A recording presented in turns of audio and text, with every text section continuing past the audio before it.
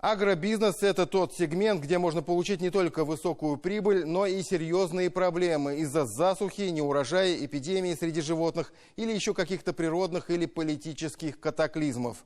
Весна этого года, увы, оказалась для аграриев сложной.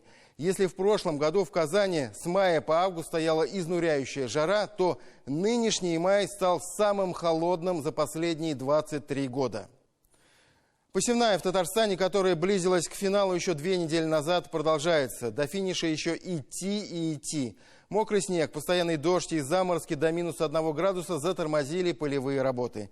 И если снежный апрель сыграл на руку агрономам, почва пропиталась для посева, то теперь, когда основная часть полей засеяна, непрогретая сырая земля может привести к потере урожая. Синоптики прогнозируют и холодное лето. Температура будет оставаться в пределах нормы, но середина лета ожидается прохладной и дождливой.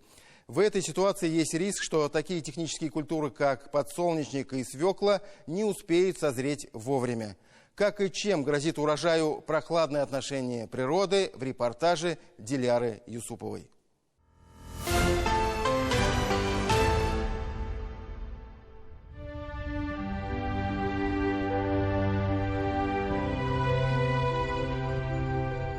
Из песни слов не выкинешь. И если жизнь пройти, не поле перейти, то здесь хоть и жизни, конечно, хватит, то дня точно не будет достаточно. Даже на тракторе. Он не просто едет наобум, он делает несколько дел одновременно. И чтобы суметь и там, и тут, у Валерия Архипова свои лайфхаки. Вот там у нас на валу салафан завязан. Его тогда придумали эти трактористы, чтобы смотреть, сеять, не сеять, салафан, видите? Вот я через зеркало его все время надо смотреть. Вот крутится, засеет. Едет до самого горизонта, а потом разворачивается. И тут же остановка. Технику надо привести в порядок. Земля после дождя податлива. Колеса утопают в сырости и застревают. Заодно проверка деталей. Закрутить, отвинтить, приделать. Здесь вот есть предохранительный болтик, чтобы ничего, эта цепь не сорвала. Он это срывает. Чтобы крупной поломки не было. Потом это поменял его, будет работать. В Буинском районе сахарной свеклы в этом году посадили чуть больше. Все еще помнит эпопею с сахаром, да и Буинский сахарный завод выжидает. Задача на урожай 100 тысяч тонн свеклы. Кто же знал, что май окажется таким суровым? Теперь есть риск не получить свеклу вовремя. Зреть она при такой погоде может дольше обычного. По посевным, 22 года уже 80% мы работы выполнили. По свекле в прошлом году около 7 тысяч гектаров было посеяно. В этом году увеличили, до 8 тысяч довели. Техника на полях имеется.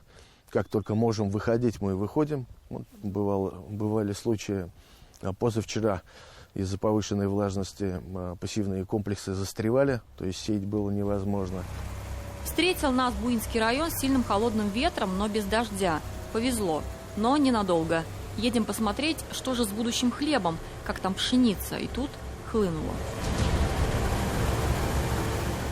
Это не помешало заправить технику. Посев по яровым 70 тысяч гектаров.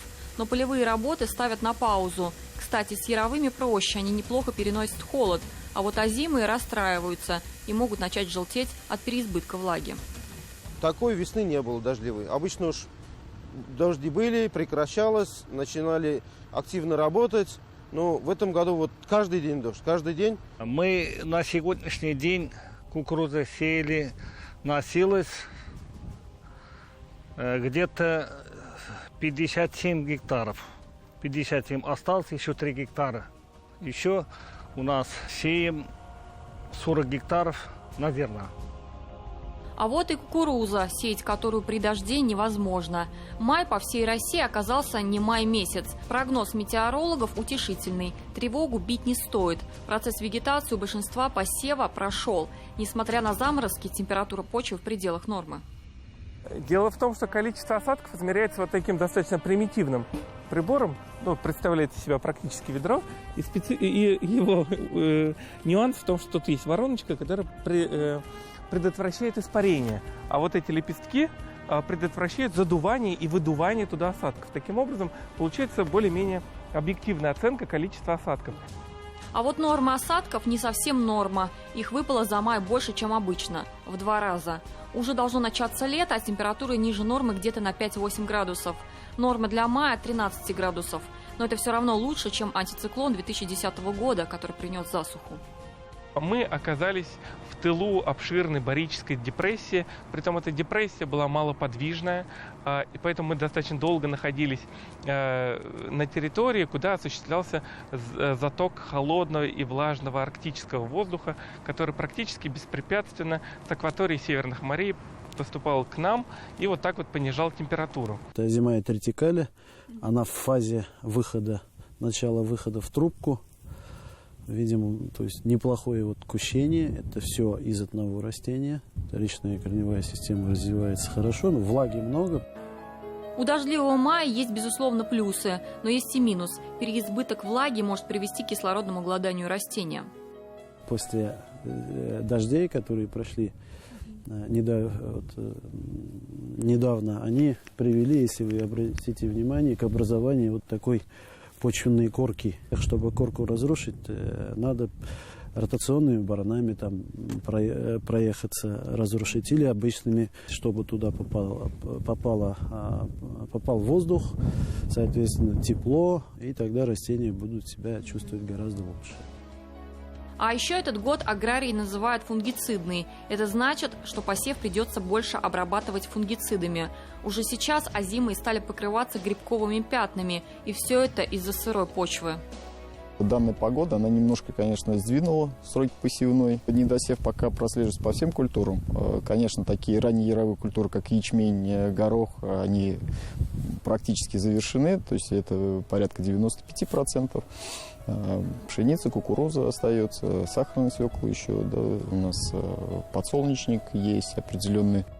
Еще в начале посевной аграрии были уверены в богатом урожае. Сегодня не спешат давать прогнозы. Но обещают, без продовольствия точно не останемся. А капризы погоды – нюансы, которые поддаются корректировке. Кстати, уже после наших съемок в Буинском районе решили увеличить посев сахарной свеклы на 100 гектаров взамен подсолнечника.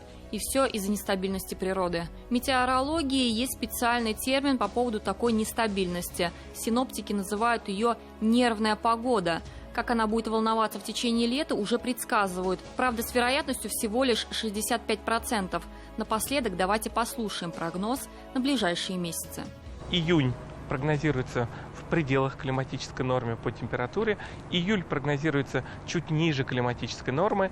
Август близким к климатической норме. И в качестве некоторой компенсации за, возможно, прохладный июль, сентябрь прогнозируется выше климатической нормы. Диляра Исупова, Роман Безменов, Андрей Мохов, 7 дней.